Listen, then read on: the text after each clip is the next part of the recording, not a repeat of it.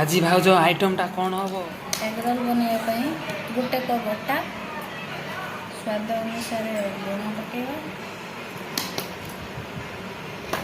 अल्प टिके refine oil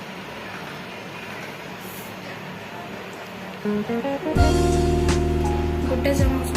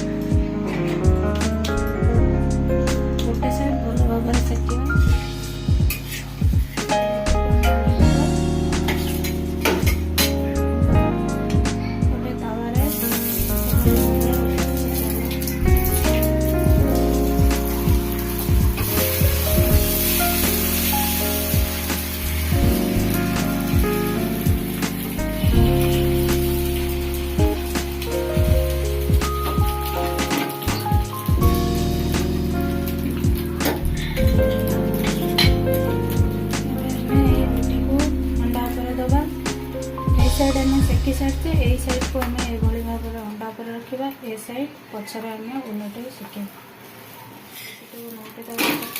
एपटे से आ गोटे साइड भल भाव में सेकवा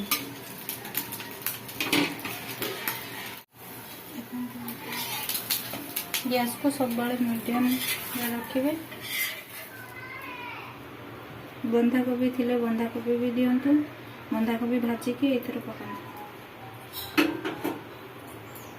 एबे या को हमें रोल अटारे भाव में आपण मैंने तैयारी करंतु भल लगे आम वीडियो को लाइक शेयर एवं सब्सक्राइब कर दियंतु।